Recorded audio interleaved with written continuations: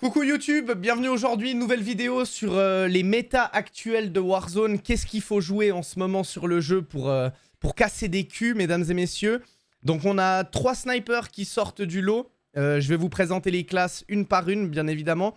On a le MCPR, le 4 AMR et le XMR qui one-shot dans la tête du coup. On en parlera un petit peu après. On va regarder toutes les classes une par une. On va commencer par la première, bien évidemment. Du coup, petit MCPR.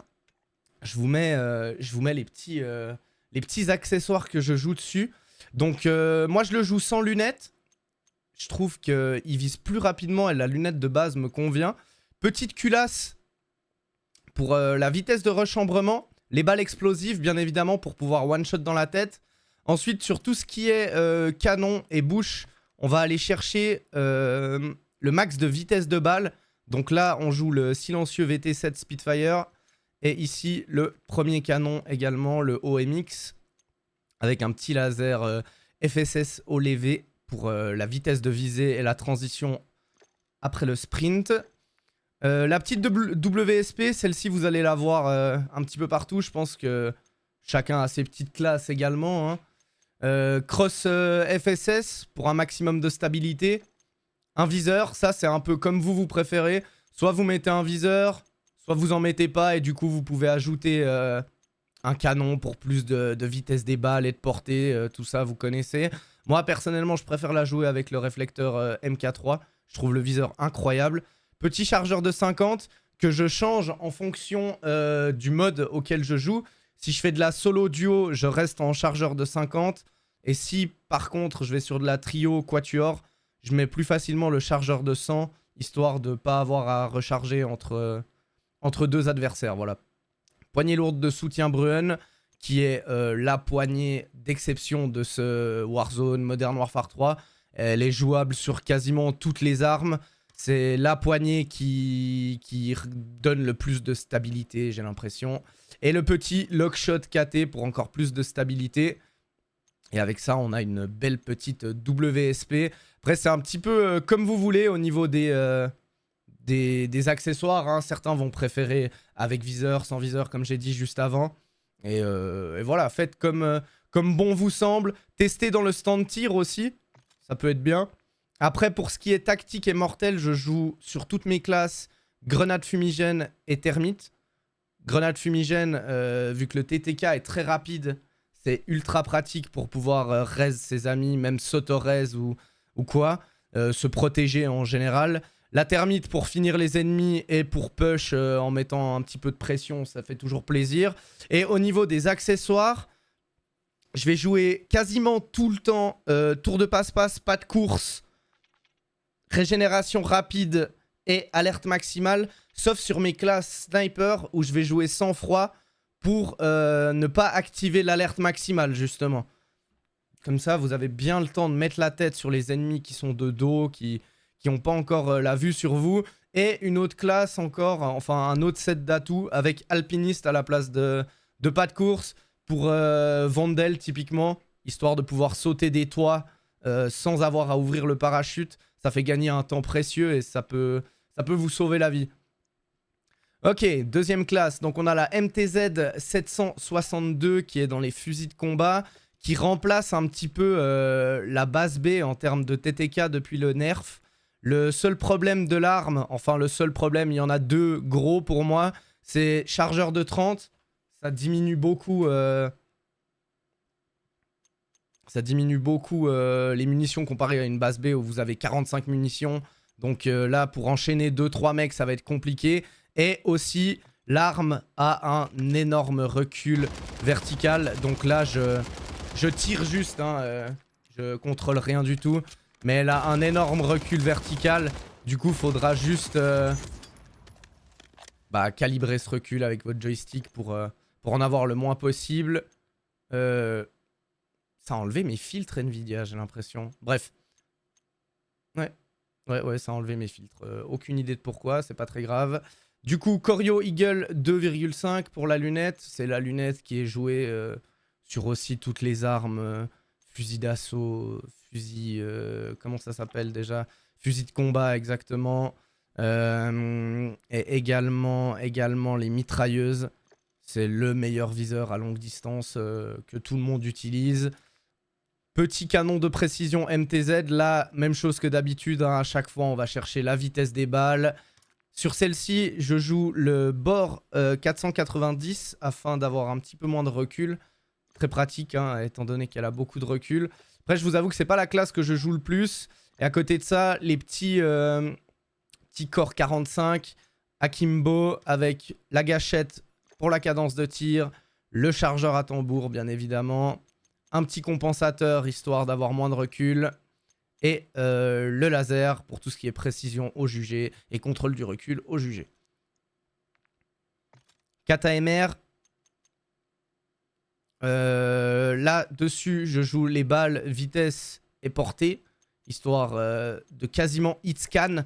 C'est ça qui est incroyable avec le KTMR, c'est que vous avez une vitesse de balle qui est incroyable. Du coup, vous pouvez quasiment hit scan. Il suffit de viser la tête à même 100-150 mètres, ça va droit dedans. Vitesse de rechambrement pour pouvoir mettre des balles plus rapidement, bien évidemment. Petit peu de vitesse de transition, sprint et de visée tactique. Et après, au niveau des canons, c'est toujours portée, vitesse des balles, ça change pas. La base B, qu'on peut jouer de deux manières différentes. Donc là, vous avez mes deux variantes. Donc la base B version SMG et la base B version longue distance. Donc la base B version SMG, chargeur de 45, pas de cross, canon long, histoire d'avoir plus de vitesse de balle, de portée des dégâts.